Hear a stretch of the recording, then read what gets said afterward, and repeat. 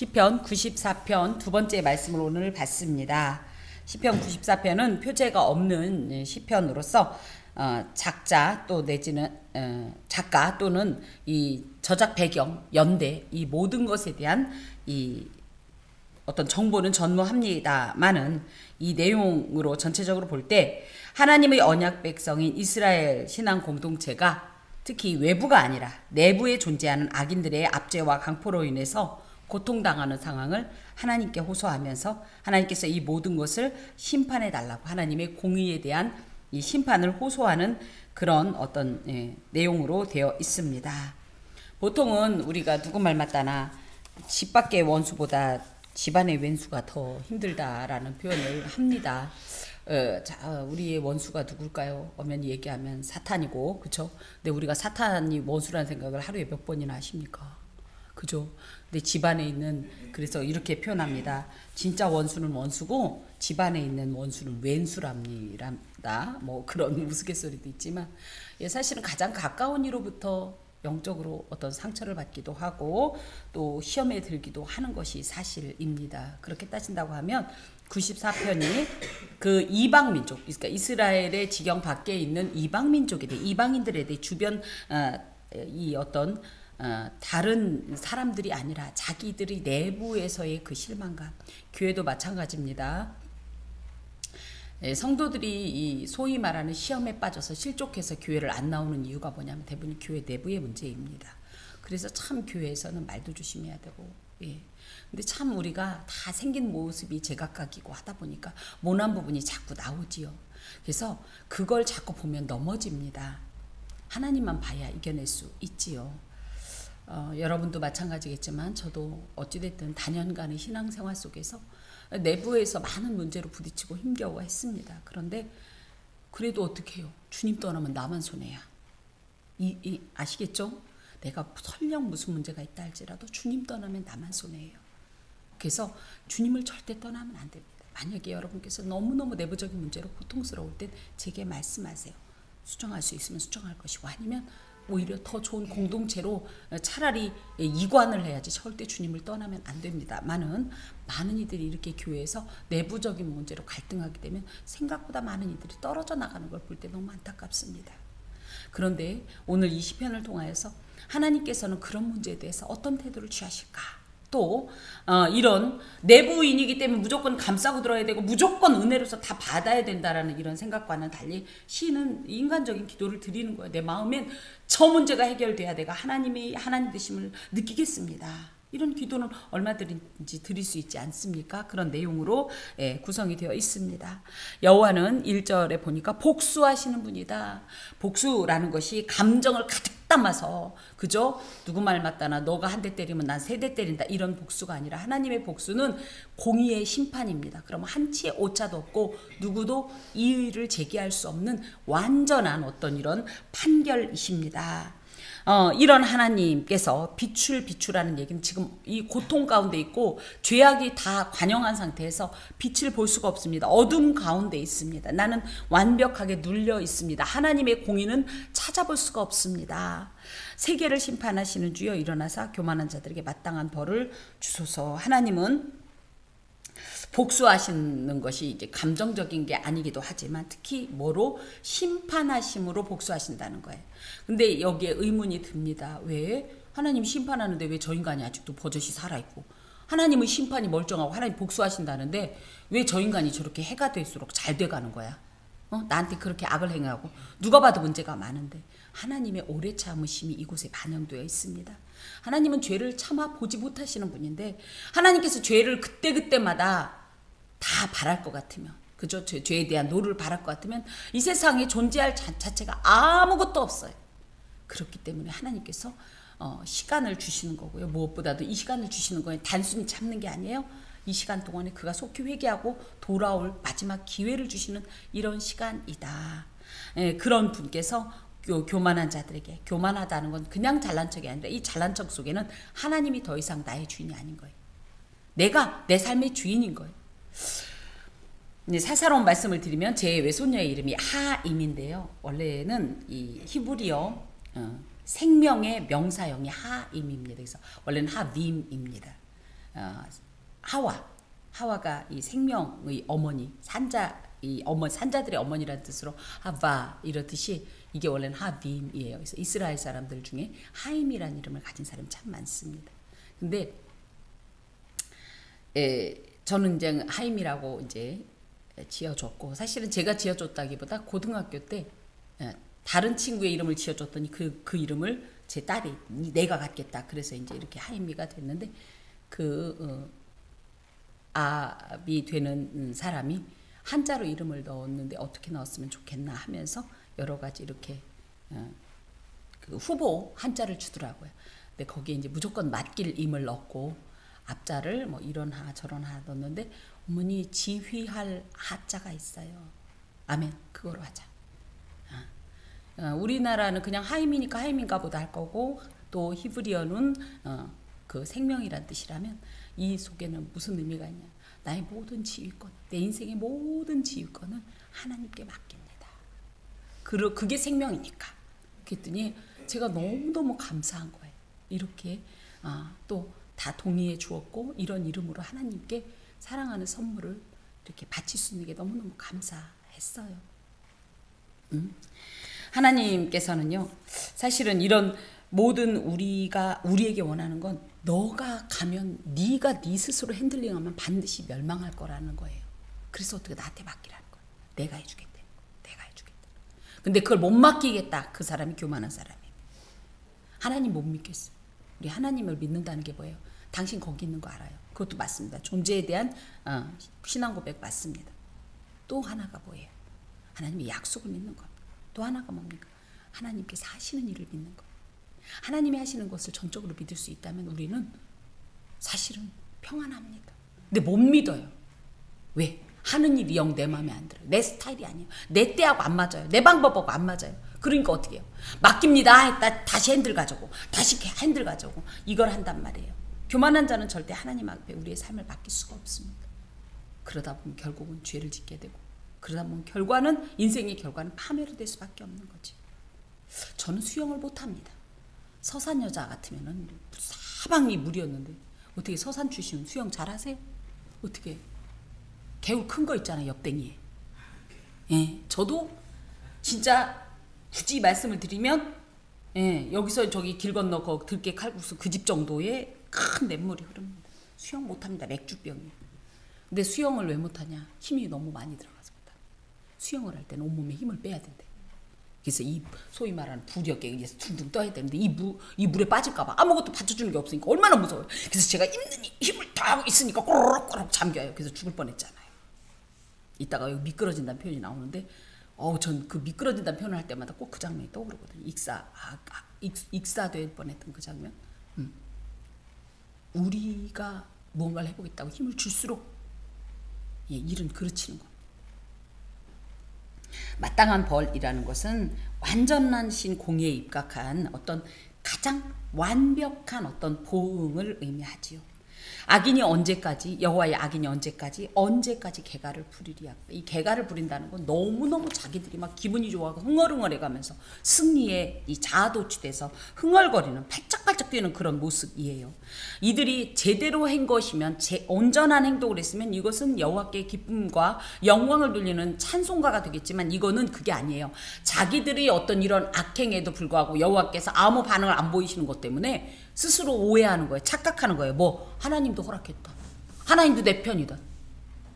저는 사실은 어떤 교회라고 딱 지칭할 수는 없지만 여러분이 들으시면 알게 되겠지만 그 어떤 교회가 분명히 하나님 보시기에 악을 행하는데도 부동산이 잘 되고 교회가 부흥되고 그것 때문에 지금 이렇게 악인이 개가를 부르듯이 팔짝팔짝 뛰고 승리의 개가를 부릅니다마는 하나님 편에서 보십시오. 절대 하나님 빼고 그냥 보면 넘어집니다. 왜요? 왜 저러는데 잘 되지? 왜 저러는데 부흥이 되는 거야? 그게 진짜가 아니라는 사실을 기억해야 합니다. 하나님 편에서 볼 때 하나님의 말씀대로, 하나님의 공의대로, 하나님의 이 명령대로 행하지 않고 규례 밖을 나갔는데도 잘 되는 건 저주라고요, 여러분. 제발. 나는 저주를 받을지언정 잘 되고 싶어? 그럼 그렇게 하세요. 저도 인간인지라 잘 되고 싶은 마음이 너무너무 많습니다. 제가 제 남편이 사업을 시작한다고 했을 때 제일 먼저 그 겁도 없이 20대에 드렸던 기도가 뭐냐? 하나님 모시기에 합당하지 않은데 복을 주시면 우린 지옥 가요. 하나님 모시기에 합당하지 않으면 사업 쫄딱 망하게 해주세요. 이런 겁없는 기도를 드렸어요. 어떻게 됐을까요? 제가 그때 잘 됐으면 여기에 이러고 있겠습니까? 벌써 여기에 다이아 몇 개 받고 있겠죠. 하나님 앞에 합당하지 않으니까 하나님께서 정말 맑게 벗기신다고. 제가 가뜩이나 가난한데 더 가난해져서 오죽하면 아들 젖이 없어가지고 제가 분유값이 없어서 설탕물을 타먹였겠습니까? 그 정도로 쫄딱 망했는데 그런 일 때문에 다행히 주의 아들이 어쨌든 주의 품에 있게 되었어요. 안 그랬으면 그가 한없이 승승장구해서 밖으로 나갔을 겁니다. 이 정도의 하나님을 신뢰하는 기도가 있어야 돼요. 제가 잘한다는 것이 아니라 하나의 사례를 드리는 겁니다. 하나님 모시기에 합당치 않은데 잘 됐다고 해서 거기에 취하지 마세요. 그건 굉장한 두려움이고 공포입니다. 저주입니다. 악인이 개가 부르는 거예요. 부러워하지 마세요. 미혹되지 마세요. 그들이 마구짓거리며 오만하게 떠들며 죄악을 행하는 자들이 다 자만하나이다. 이 죄악의 특징이에요. 하나님이 없는 거예요. 자기 잘난 척하고 야 이래도 되는구나 막 그러면서 할 말 안 할 말 마구짓거리는 거예요. 말을 삼가야 돼요. 말을 삼가야 돼요. 어디 가든지 이 혀가 살상 무기잖아요. 이 혀가 우리 인생의 이 키를 좌우하는 이런 건데 이 혀를 함부로 놀리다가는 많은 말 속에는 분명히 물론 유익한 말도 있을 수 있어요. 그렇지만 정말 무익하고 무가치하고 심지어 그것 때문에 하나님의 영광을 가리거나 또 과장되게 표현하다 보면 거짓이 들어가거나 그 말 속에는 은근히 나의 나됨을 자랑하다 보면 교만이 들어가거나 그럴 수 있다는 거죠. 특별히 여기서 그들이 누구일까 할 때 여호와의 그들이 주의 백성을 짓밟으며 주의 소유를 곤고하게 하며 과부와 나그네를 죽이며 고아들을 살해하며 말하길 여호와가 보지 못하며 야곱의 하나님이 알아차리지 못하리라 하나이다. 첫 번째 이들의 정체가 누구냐 할 때 이들은 어찌됐든 야곱의 하나님 여호와라는 표현을 하는 거로 봐서 이스라엘 공동체 내에 있는 사람이다. 우리가 하나님을 안다고 해서 여호와란 이름을 부른다고 해서 온갖 미사여구를 붙인다고 해서 그 사람을 반드시 신앙인이라고 말할 수 없다라는 거예요. 주님께서 분명히 나더러 주여 주여 하는 자마다 주여 주여 한다고 해서 그 주여 주여에 속지 말라는 거예요. 진짜 이 말 그대로 내 믿음이 따라가야 되는 거예요. 내 중심이 따라가야 진정한 주의 이름을 부르는 자인 겁니다. 두 번째는 뭐냐? 그들이 주의 백성을 짓밟는다는 표현에는 힘이 있는 자들이라는 거예요. 그래서 어떤 리더들일 거다. 지도자들일 거다. 관원이었건 어떤 제사장들이었건 그런 사람들일 거다. 그러면서 주의 소유를 곤고히 한다는 건 주의 백성, 주의 소유는 다 우리는 하나님의 보배로운 존재들인데 이런 우리들을 고통스럽게 한다라는 거예요. 이런 행동으로 마구 짓거리고 오만하게 떠들고 죄악을 행함으로 자만함으로 그러면서 과부와 나그네를 죽이며 실제적으로 이들의 모든 재산을 삼키며 이제 누가복음 20장에 보면 이제 이번 주일에 받을 말씀이 이런 내용입니다. 그러면서 하나님은 알지 못할 거야. 가만히 있잖아 하나님. 이게 우리가 잘못했다면 하나님이 가만히 계시겠어? 그럴듯하잖아요. 이러면서 지금 스스로의 어떤 있지도 않은 의에 취해 있는 겁니다. 근데 조심할 건 우리도 이러하지 않는가? 나도 이러하지 않는가? 주의 이름을 입으로는 부르지만 이름은 말은 주라고 Lord라고 표현하면서도 내 모든 삶의 키를 맡기지 못하고 지휘권을 맡기지 못하고 그러면서 오히려 내가 주님 뜻을 따르는 게 아니라 주님 내 뜻 따라주세요. 내 기도에 응답하세요. 내가 이렇게 매뉴얼 짜놨잖아요. 내가 판 그려놨잖아요. 내가 이런 방법을 제시했잖아요. 이거 되게 해주세요. 이런 기도는 아주 오만하고 잘못된 기도입니다. 몇 번을 말씀드리지만 함부로 하나님 앞에 매뉴얼 들이밀지 마세요. 우리가 뭔데 하나님 앞에 매뉴얼을 들이밀면서 기도합니까? 예수님께서는 하실 말씀이 없었을까요? 십자가를 앞에 두고. 근데 그분이 뭐라고 그랬어요? 내 뜻대로 마옵시고 아버지의 뜻대로 없어. 이것이 모범적인 기도의 전형인데 우리도 모르게 이렇게 해주시고 저렇게 해주시고 이건 저렇게 하시고 이런다면 참 이것은 오만한 기도예요. 이 기도가 오히려 응답되는 것이 합당치 않은 겁니다. 근데 그렇게 했던 기도가 응답 안 됐다고 해서 응답이 없다고 생각하면 안 돼요. 오히려 우리가 기도할 때는 뭐에 들어봐야 돼요. 하나님 이거 어떻게 하면 돼요? 확실하게 좀 얘기해 보세요. 난 못 알아듣겠는데. 그래서 저 오죽하면 이래요. 하나님 이렇게 해주세요. 이렇게 됐으면 좋겠는데 이게 두 가지가 있다고 쳐요. 전 이렇게 됐으면 좋겠는데 이렇게 할까요? 말까요? 근데 아무 대답 없어요. 그럼 저 어떻게 할까요? 그럼 자 이렇게 한다요.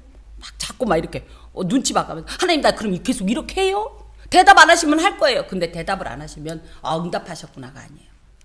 확실히 인증을 받아야 돼. 그죠? 그러니까 어떻게 해요? 내가 생각할 때 딱 이렇게 쓰면 좋겠는데 대답을 안 하시니까 그냥 이대로 가는 거예요. 무응답도 응답이라고 말해놓고 응답 없다고 해가지고 내 방법 이 방법 저 방법 하면 망합니다. 자 그러면서 백성 중의 어리석은 자들아 너희는 생각하라 무지한 자들아 너희가 언제나 지혜로울까. 이 백성 중에 어리석은 자들은 이런 백성의 이 지도자들을 얘기해요. 이들이 하나님의 백성이라고 자신을 칭하지만 어리석은 자 하나님을 알지도 못하는 짐승 같은 자라는 거예요. 짐승 돼지가 어떻게 하나님을 알아요. 저희 집에 있는 우댕댕이가 여기 와서 아닌 말로 저를 쳐다보고 있다고 해서 설교 내용을 알아듣고 은혜를 받겠어요? 그죠? 그러니까 이런 사람들이 얼마나 이렇게 하나님을 모르는 사람들이 짐승 같은 자예요. 생각하라 라는 얘기는 심사숙고하고 뭔가를 깊이 이게 뭘까 하면서 이런 어떤 하나님의 뜻을 막 그 금맥을 발견하듯이 찾아가란 얘기예요. 기도는 그겁니다. 누가 그러더라고. 금맥을 찾아가는. 굉장히 금맥이라는 건요. 처음에 짠하고 나타나지 않아요. 아주 미세한 무언가가 그 작은 구름처럼 하나가 있는 거예요. 그럼 그거를 보면서 거기서 줄기를 쫓아 여기 기도입니다. 여러분 기도해 보시면 처음부터 금광이 짠하고 나타나지 않아요. 그 훈련이 참 필요합니다. 기도는요 놀랍게도 훈련이 필요합니다. 뻔한 어떤 내용을 계속 나열하는 것도 물론 기도입니다만은 깊이 기도하다 보면 어느 순간에 탁 하고 무언가 탁 하고 걸리는 어떤 금맥이 있어요. 아주 희미한. 그럼 그걸 갖고 계속 묵상하면서 그게 뭘까요? 그게 뭘까요? 그게 뭘까요? 그러면서 정말 그 미세한 줄기를 따라 올라가야 돼요. 그래야 응답이 있습니다. 그냥 막 똑같은 말 그냥 3시간이고 4시간이고 했다고 해서 응답이 그게 아니에요. 사실은 깊이 기도해야 돼요. 그럴 때 물론 수많은 응답이 있습니다만 정말로 하나님하고 그 영적인 그 교제를 영교라고 하죠.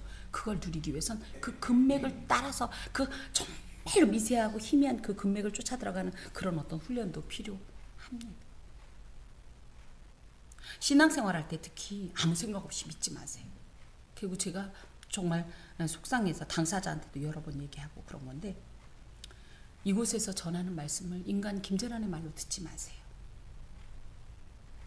제가 만약에 제 생각이라고 할 땐 제 생각이라고 얘기를 합니다. 강단에서 전파되어지는 말씀을 정말로 실제로 내 걸음에 이건 제 말이 아니기 때문이에요. 걸음에 이 발자국으로 삼으셔야 돼요. 목사님은 그랬지만 하면요. 저한테 목사라고 부를 이유가 없고요. 이 말씀을 받을 이유가 없어요. 말씀을 받을 때는 그 말씀을 정말로 심사숙고하게 받으세요. 뼈에 새겨보세요. 그래서 무슨 일이 있어도 흔들리지 마세요. 누가 이랬다고 해서 이 말에 저 말에 흔들리면요. 정말로 전하는 이 목회자는 저는 하나님이 아니기 때문에 많이 힘이 빠집니다. 속상합니다. 내가 그렇게 얘기했는데 왜 그 말을 안 믿지? 이게 되거든요. 예수를 믿을 땐 반드시 생각을 깊이 하고 행동하시고 아까도 오는데 막 바로 옆에 제 바로 하필이면 신호대기가 긴 그 교차로에 서 있는데 바로 옆에 커다란 봉고차가 하나 막 온갖 이 문구로 장식을 했어요. 거기를 보니까 2022년도부터 7년 대환란이 시작됐대요. 그래서 2029년도에 인류 종말이 온다고 거기에 뜨면서 막 지구가 불타고 있다 막 그러면서 다 모이라고 난리를 치더라고요. 여러분 요즘은 그런 거 보면 어때요? 예전에는 많이 그랬대. 근데 요즘 어때요? 제가 피식하고 웃었죠. 그러면서 그랬죠. 아이고 누군가 대단한 계시를 받으셨네. 제가 이렇게 얘기했는데요. 어떻게 이게 가능해요? 말씀을 받고 그걸 깊이 새기면서 분별을 했기 때문이에요. 그리고 어떻게 보면 저는 신앙도 철저한 이성이 있어야 된다고 생각하는 사람이에요. 굉장히 지적이어야 해요. 얼마 전에 어디 프로그램에 봤더니 한 교회가요 다단계를 합니다. 사모님도 다단계, 목사님도 다단계. 이게 주의 뜻이래요. 어디서 듣지도 못한 성경에도 있지 않은 언어를 이야기하면서 이 다단계가 하나님이 특별히 이 땅에 주신 선물이래요. 무슨 칼슘인가 뭐를 파는데. 그래서 막 온 교인, 교회도 굉장히 크더라고. 온 교인이 다 다단계에 빠져서 다 망하고 이혼하고 막 집 나가고. 그런데 이 다단계가 문제가 된다고 하니까 슬쩍 뭘로 갈아탔냐? 또 코인으로 갈아탔더만요. 그래서 뭐 목사님이라고 하고 싶지 않아요. 그 목사도 코인으로 설교를 하고요. 이해가 가세요?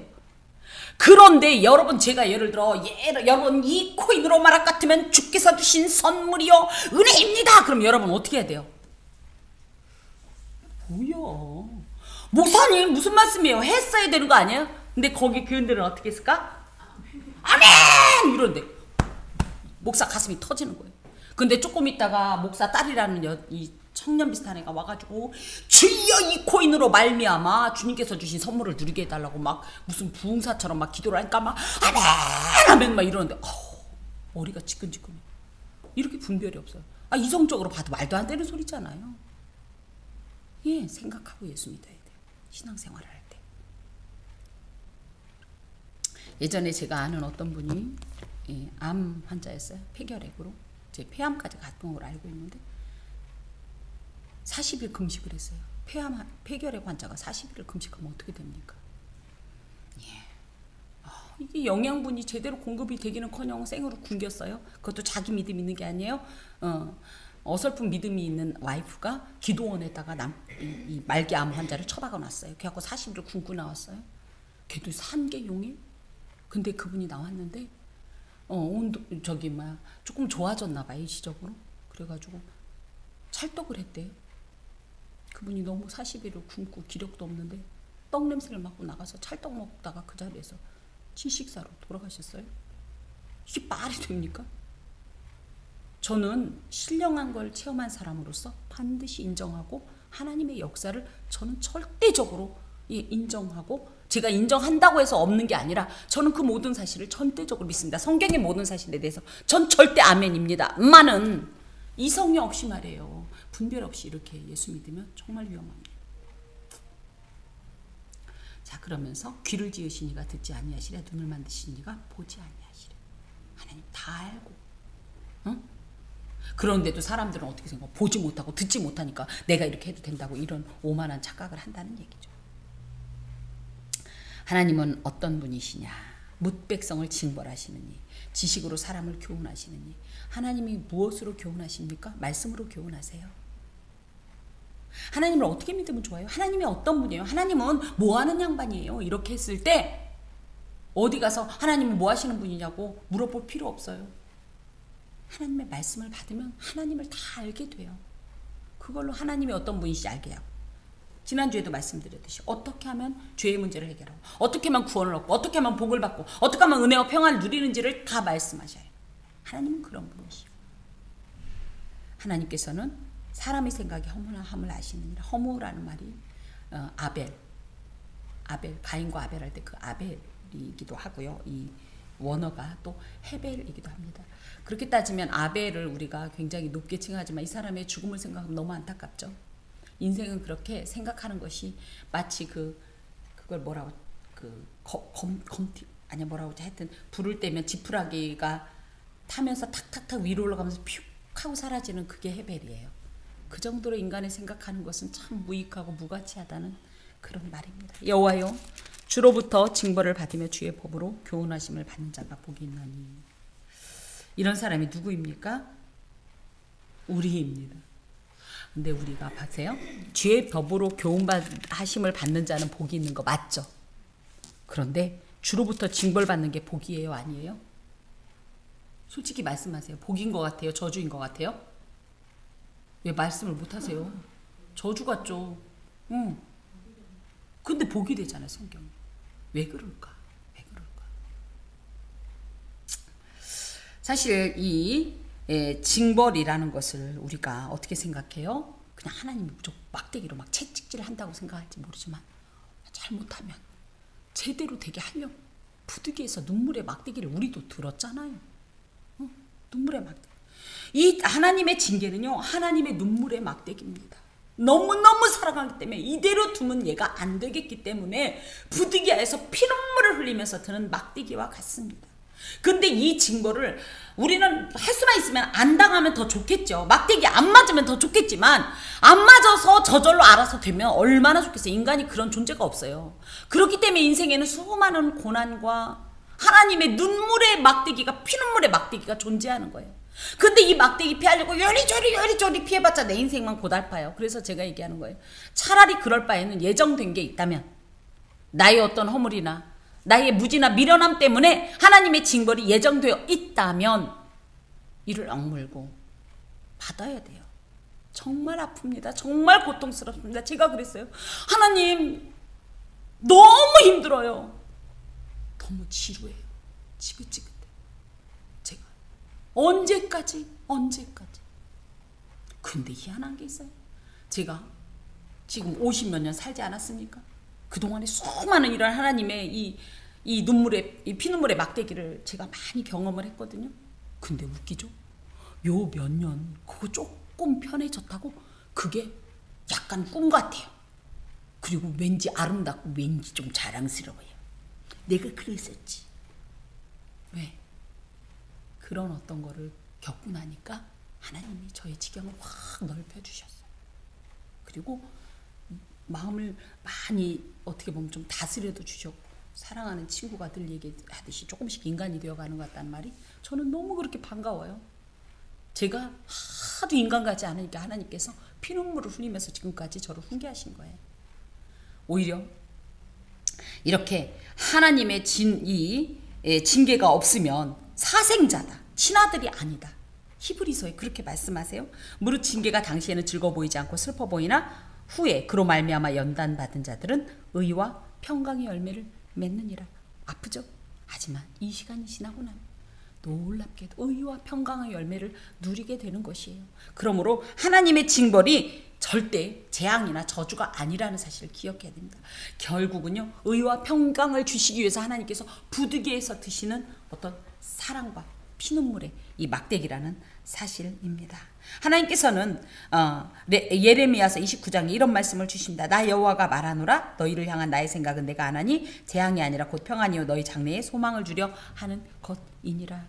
이대로 가면 너희는 절망이고 낭망이고 끝이다, 저주다. 그렇기 때문에 내가 굳이 브레이크를 거는 거예요. 근데 그런 사람은 복이 있다. 아쉬래. 너 정말 복 받았다. 그 복이 있는 자는 하는 시편 1편 1절의 말씀처럼 아쉬래. 정말로 복 받았구나. 누가 하나님한테 뒷땅 혼나보는 자가, 하나님의 말씀으로 교훈받는 자가, 이런 사람에게는 환난의 날을 피하게 하세요. 환난의 날을 피하게 한다는 얘기는 환난을 안 당한다는 것이 아니에요. 진짜 환난은요, 지금 이 땅에서 잠깐 넘어지고 상처받고 힘든 게 아니에요. 진짜 환난은 뭐예요? 다시는 기회가 없는 환난이에요. 그게 뭘까요? 심판이에요. 그 심판의 날에 사망의 부활로 나지 않게 한다는 거예요. 생명의 부활로 나게 하신다는 거예요. 악인을 위하여 구덩이를 팔 때까지. 악인들이 무덤이 예비되어졌을 때. 이게 언제까지예요? 물론 지금도 죽지만 궁극적으로는 그날까지 하나님께서 계속적으로 하나님의 이 징계를 달게 받고 주의 법으로 교훈을 달게 받은 자들에게는 그날까지 계속된 평안이 있을 것이다. 그러면 그때로 끝인가요? 그때부터는 더욱더 본격적인 평안과 은혜의 삶을 예비하셨죠. 여호와께서는 어떤 분이시냐? 자기 백성을 버리지 아니하신다. 그러므로 우리는 고아가 아니에요. 고아는 어떤 일이 있을 때 그 문제를 같이 고민하고 울어줄 사람이 있어요, 없어요? 상담할 사람이 있어요, 없어요? 힘써줄 사람이, 부탁할 사람이 있어요, 없어요? 하지만 부모 있는 자들은 다 컸어도 엄마, 아빠 오지 않습니까? 하나님은 우리를 고아처럼 버리는 분이 아니에요. 끝까지 책임지시는 분이에요. 오죽하면 예수님의 이름을 뭐라고 지어줬어요? 임마누엘. 나 너랑 끝까지 함께 할 거야. 너희 가운데 세상 끝날까지 함께 할 거라고 예수님께서 승천하시면서 주신 말씀이 그거잖아요. 나 세상 끝날까지 너희와 함께 할 거다. 두려워하지 말라. 염려하지 말라. 자기 소유를 외면하지 아니하신다. 자기 소유라는 것은 아까도 말씀드렸듯이 하나님께서 가장 아끼고 사랑하시는 그런 존재입니다. 그래서 그들이 누구예요? 곧 하나님의 백성인 우리죠. 심판이 의로 돌아가리니 마음이 정직한 자가 다 따르리로다. 그래서 공의가 완전히 어떻게 보면 회복이 되고 그동안의 불의해 보이는 판결, 그죠? 악행했으면 악의 결과를 맞아야 되는데 안 맺고, 의를 행했으면 복을 받아야 되는데 그것도 없고 그랬지만, 이것이 사람 볼 땐 불의해 보였을지 모르지만 이것들이 종식이 되고 이제는 의로운 하나님의 뜻에 따라서 공평과 정의가 가득한 하나님의 온전한 판단이 세워지는 그날이 올 거라는 거예요. 그때 마음이 정직한 자, 하나님을 좋아하고 하나님을 사랑하고 하나님을 의지했던 자들은 그 하나님의 그 의로운 심판 앞에서 그 하나님의 뒤를 따르면서 개선가를 부르고 승리의 찬가를 부르고 하나님께 영광을 돌리는 그 일이 일어난다는 겁니다. 누가 나를 위하여 일어나 생악자들을 치며 누가 나를 위하여 일어나서 악행하는 자들을 칠까? 아무도 나의 도움이 될 수 없다. 나는 정말 저들 때문에 너무 고통스러워서 누가 나한테 원수 좀 갚아줬으면 좋겠는데 원수 갚아줄 존재가 아무도 없고 내가 그걸 의뢰할 사람도 없고 사람도 못 믿겠고. 제가 요즘 그 얘기 자꾸 합니다. 아우야, 진짜 사람만큼 못 믿을 존재가 없구나. 나는 이럴 거라고 생각했더니 전혀 다른 방향으로 일진행이 되는 것을 많이 보면서 야, 진짜 사람은 믿으면 안 되는구나. 사람의 마음은 특히 믿을 게 아니고 약속도 믿을 게 아니고 오로지 하나님만 믿어야 되는 것이 살면 살수록 느껴지는 겁니다. 그런데 그랬을 때에 여호와께서 내게 도움이 되지 아니하셨더라면 내 영혼이 벌써 침묵 속에 잠겼으리로다. 그때 아무도 나를 도와줄 자도 없고 내 원수를 갚아줄 자도 없고 저 악행을 멈출 자도 없었을 때에 하나님의 도움 때문에 내가 여기에 보면 침묵에 잠겼다는 것은 죽은 자는 말이 없죠. 죽었을 것이다. 죽었을 것이다. 그 정도로 죽음을 예견할 정도로 죽음을 예상할 정도의 극한의 어떤 고통지경에 본인이 지금 현재 있다는 거예요. 그런데도 도와줄 자가 없는데 그럼에도 불구하고 아무도 도와줄 자가 없는 그때 여호와께서 나의 도움이 되셨기 때문에 나는 이 죽음과도 같은 고통과 압제와 환난 가운데서 살아날 수 있다. 일어설 수 있다. 여호와여 나의 발이 미끄러진다고 말할 때 주의 인자하심이 나를 붙드셨사오며. 미끄러져 봤어요, 여러분? 집사님, 그죠? 미끄러져서 그게 진짜 몇 초나 될라나? 쭉 미끄러져서 넘어질 때가 불과 몇 초인데 그때 그 순간에 어떤 마음이 들어요? 우리가 사실 공중부양이 가능한 존재가 아닌데 유일하게 미끄러질 때는 공중부양을 합니다. 0.001초라도. 그때 어떤 마음이 들어요? 아우 나르네, 이런 마음이 들어요. 순간적으로 뭘 해도 잡고 싶은 마음이 있지 않습니까? 나는 죽었다. 지난 겨울에 쫄딱 공개적으로 미끄러져 보신 분. 그 정도로 아무것도 붙잡을 수도 없으면서 극한의 이 불안감, 공포감에 있을 때에 주의 인자하심, 하나님의 그 절대적이고 무조건적이고 끝없고 완전한 그 사랑이 나를 딱 붙잡아줬다는 거예요. 저는 이 미끄러진다고 할 때 제가 이제 물속에 빠졌잖아요. 그런데 그 물속의 돌들은 미끌미끌하단 말이에요. 그 중에도 이제 깊이 빠졌는데 그 중에도 뭐가 돌이 보이길래 제가 그 돌을 밟고 올라가려고 그 돌을 밟은 게 화근이었어요. 쭉 미끄러지면서 더 깊은 곳으로 푹 빠졌었거든요. 근데 지난 봄에 가서 보니까 웃기더라고요. 내가 이런 데 빠져서 죽을 뻔했던 거야? 그 돌이.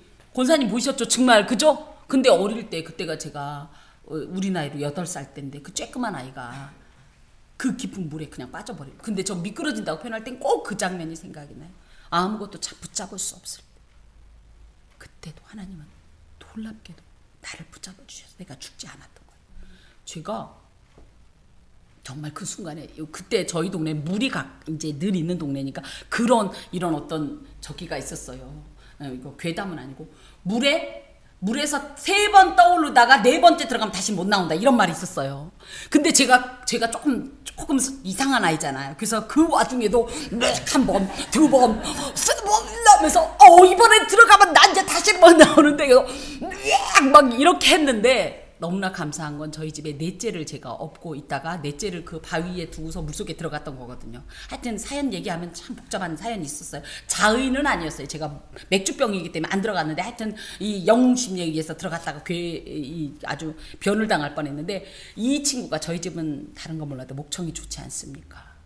이 친구가 그 바위 위에서 포대기를 제가 깔아놓고 넌 여기 앉아있어. 이제 생각하면 얼마나 위험한 일이야. 근데 넌 여기 앉아있어. 그리고 제가 물속에 들어갔는데 제가 왜 이걸 하니까 그 꼬마가 보고서 너무 놀란 나머지 운 거예요.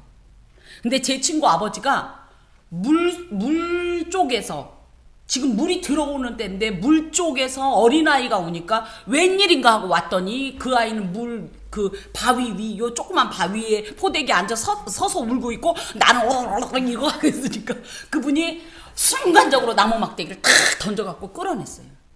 제가 그래서 살았거든요.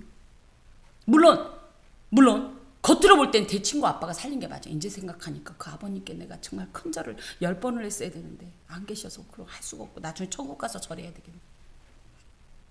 근데 그때도 하나님의 그 인자하심이 나를 붙잡아 주셨기 때문에 오늘 이곳에 있는 거예요.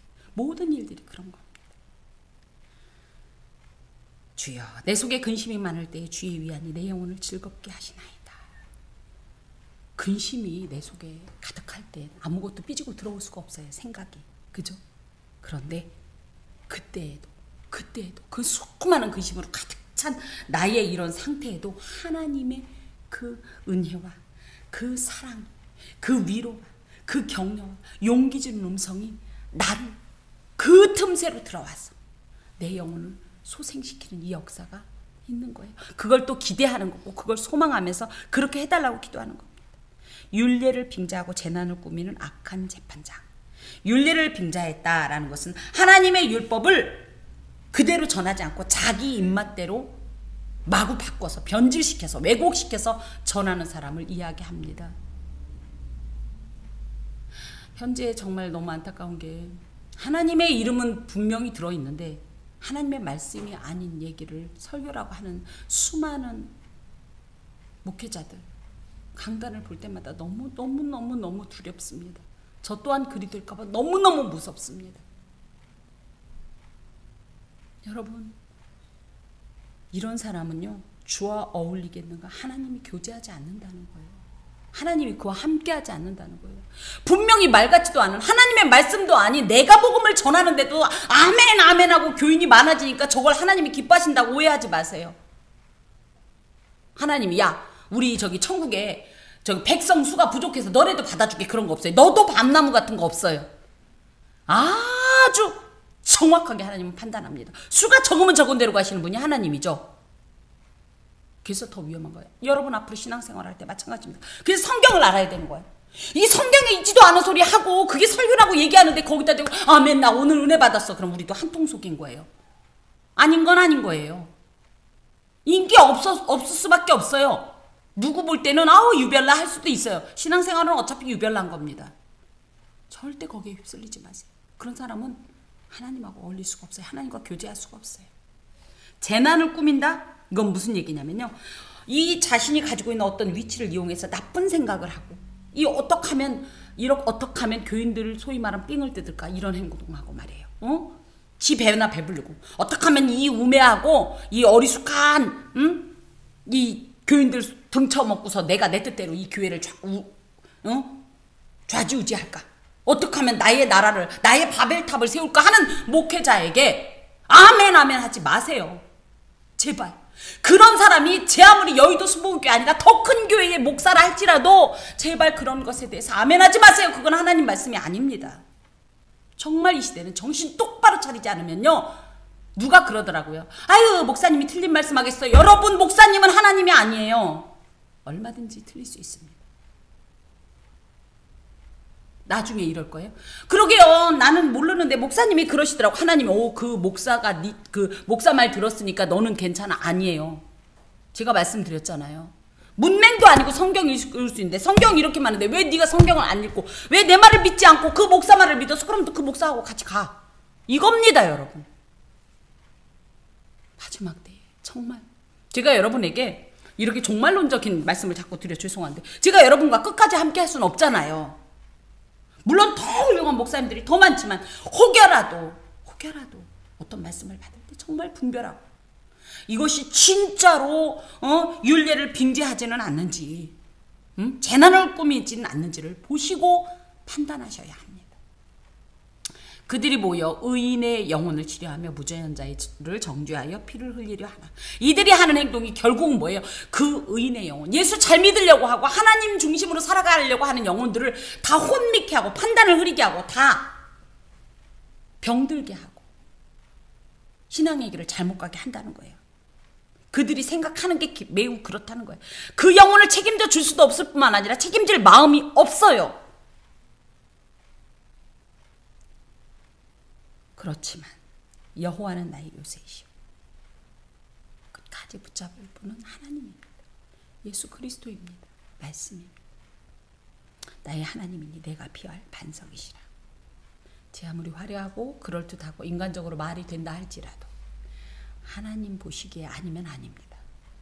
우린 그것을 따르는 것이 우리의 신앙의 어떻게 보면 중심이고 기본입니다. 그들의 죄악을 그들에게로 되돌리시며 그들의 악으로 말미암아 그들을 끊으시리니 여호와 우리 하나님이 그들을 끊으시리로다. 결국은 이런 거라는 거예요.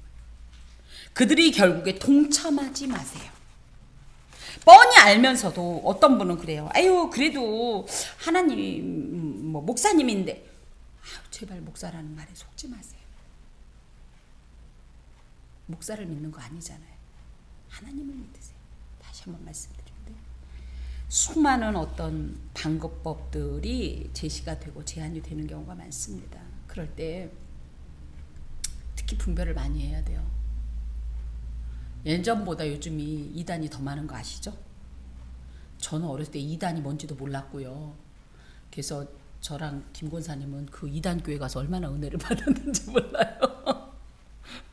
저는 사실은 이제 어머니가 모태신앙인이었기 때문에 가지 마라 했지만 토요일만 되면 그쪽에 가서 막 싱그러 멍게 비는 아래 막 노래 부르고 막 싱글벙글 막 삭개 오는 키가 작았네 막 이러면 너무 재밌어가지고 우리 손에 손잡고 거기 가가지고 막 얼마나 뜨겁게 은혜를 받았는지 몰라요.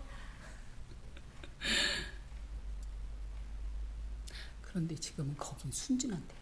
차라리 지금은 아까도 말 성적으로 물질적으로 성도를 미혹하고 넘어뜨리는 것이 지금 가득한 이런 시대입니다. 그럴 때일수록 더욱더 제가 그 말씀을 여러 번 드렸는데 위조지폐 감별사가 하는 게 뭐라고요? 위조지폐를 쭉 펴놓고 이 위조지폐는 이거고 이건 이렇고 이러지 않는다고요. 뭐만 본다고요? 진폐만 본대요. 진폐만 계속 쳐다보면 그 다음에 딱딱딱딱 보면 위조지폐가 보이는 거예요. 여러분 저는 이단 연구 안 합니다. 사실은 물론 저는 그 정도의 어떤 지식도 없을 뿐만 아니라 분별력도 판단력도 없지만 저는 뭘 보냐? 성경만 봅니다. 성경만 봅니다. 이 진폐만 봅니다. 원본만 봅니다. 그런데 놀라운 게 있어요. 저는 대단한 능력을 가진 사람은 아닌데 어린 시절부터 제가 구했던 은사는 뭐냐면 하나님 영분별의 은사를 주십시오. 마지막 때가 되면 미혹당한 단이 영분별의 은사를 주십시오. 제가 이런 기도를 한 적이 있는데 저는 그런 은사를 받았는지는 모르겠는데 누가 무슨 소리 하면 어라? 하고 귀에 턱턱 걸리는 거예요. 이상하다. 뭔가 이상하다. 그런데 그 기준이 어디서 나왔을까요? 제가 눈을 감았다 떴다 하면서 이상하다. 이게 아니에요. 뭐요? 성경 말씀하고 탁 대치가 되는 거예요. 아무리 그럴듯한 말을 했어도 성경이 아니라면 아닌 거예요. 시대가 아무리 동성연애를 그럴듯하게 포장해도 아니라면 아닌 거예요. 아니라면 아닌 거예요. 성경이 아니라면 아닌 거예요. 특별히 아까도 말씀드렸듯이 교회는 절대 의인들의 집단이 아닙니다. 병든 자가 모인 곳이고요. 가장 어떻게 보면 추악한 자들이 모인 곳이에요. 왜? 그 근거가 어디냐? 그 대표인 내가 여기 있잖아요. 지금 죄인 중에 괴수인 제가 여기 있잖아요. 우리 교회에서 제일 죄인 중에 괴수가 저예요. 여러분은 안 그런 거 알아요. 그렇기 때문에 내부적으로 어떤 일들을 분명히 만날 수 있다. 그런데 하나님 보고 실망하지 마요. 사람 보면 실망해. 100%. 제가 목사라고 해서 뭐 전 예수님도 아니고요. 저도 노력하지만 인간적인 악함과 이 추악함이 자꾸만 튀어나오는 게 사실이에요. 저를 변명하고자 함이 아니라 교회 내에서는 사람을 특히 보지 마시고 하나님만 봐야 이겨냅니다. 세상 가운데서는요 쉬워요. 왜냐하면 예수 안 믿는 사람이 많기 때문에 하나님만 보면 되는데 교회 내에서는 더 실망이 큰데 절대 흔들리지 마셔라. 그리고 어찌됐든 하나님만 붙잡아야, 우리가 말씀만 붙잡아야 이 시대와 이 모든 어떤 이 길을 제대로 가고 이겨낼 수 있다는 사실을 기억하시고, 그래서 올해 어떻게 성경을 읽으실 겁니까? 안 읽으실 겁니까? 작년에 일독을 제가 한 분에게 분명히 선물 준다고 그랬는데 아무도 신청을 안 해서, 박 집사님 읽었는데 신청 안 했어요? 계속 그냥 계속 읽어요. 예, 계속 읽으니까 일독을 하셨어요, 안 하셨어요? 작년에 일독. 근데 왜 그래서 이 목회자로 하여금 이렇게 실망을 하겠어요? 그럼 우리 박 집사님 선물 줘야지. 다음 주에 아주 공개적으로 줘야지. 예, 말씀 봅시다. 제가 말씀드렸잖아요. 저희 제일 바쁜 막내 목사님이 1월에 일독했다고 그래갖고 다른 권사들 다 지금 비상 걸렸는데 어떻게 되는지 모르겠어요. 예, 서로가 서로에게 철이 철을 빛나게 하는 것처럼, 친구가 친구의 얼굴을 빛나게 하는 것처럼, 이런 거룩한 어떤 라이벌 의식이 있어서 거룩한 경쟁심으로 의를 이루는 것 강력히 저 추천합니다. 기도합시다. 주님, 우리로 견고케 하소서. 우리가 마음 먹는 게 아니라 주의 말씀을 붙잡고 견고케 하소서. 우리를 당신의 기둥에 붙들어 매시고 요동치 말게 하시며, 무슨 일을 만나도 나의 모든 삶의 권한을 주께 철저히 의탁하게 하시고 의뢰하게 하시고 되찾아오는 우를 범하지 말게 하옵소서. 하나님, 김수경 집사님 내일 수술을 하게 되었습니다. 하나님, 잘못했다고 싹싹 빈 거 들으셨죠? 다시는 자신의 건강을 해하는 행동을 하지 않도록 도와주시고, 주님, 수술의 결과도 주께 맡겨오니 주님께서 완치시켜 주시옵소서. 사랑하는 딸 박양숙 집사님, 그 연하고 여리고 순한 그 순과 같은, 연한 순과 같은 그 마음을 아시는 주님, 그 마음의 중심도 아시는 주님, 간절한 소망과 소원도 아시는 주님, 내가 이미 너를 다 받았노라.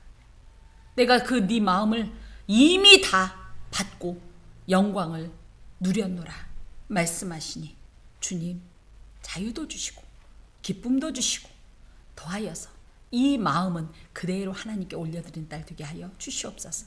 무엇보다도 모든 상황 가운데 역사하사 할 수만 있다면 그 딸이 하나님께 행하고픈 모든 일들을 제한 없이 행할 수 있도록 주여 권능으로 역사하여 주시옵소서.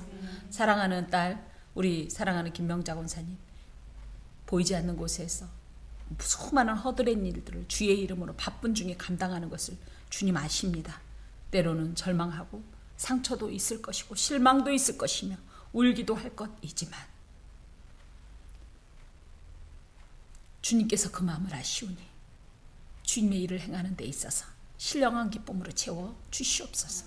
더하여 기업의 어려움이 주여 우리로서는 할 수 없는 일이 되었습니다. 물론 그간에도 그랬지만 이제 행하여 주시옵소서. 모든 일을 가장 선하고 의롭게 행하여 주시옵소서. 다만 우리의 미약함을 아시는 주께서 모든 일을 감하사 하나님의 의를 이루시며 하나님의 평안을 더하여 주시지만 상하지 않도록 도와 주시옵소서. 감당할 힘도 주시고 막혀 보이는 것 같은 길도 열어주시고 사막에 강을 내시고 광야에 길을 내시는 주님, 그 이름을 의지하고 기도할 때 구원하여 주시옵소서.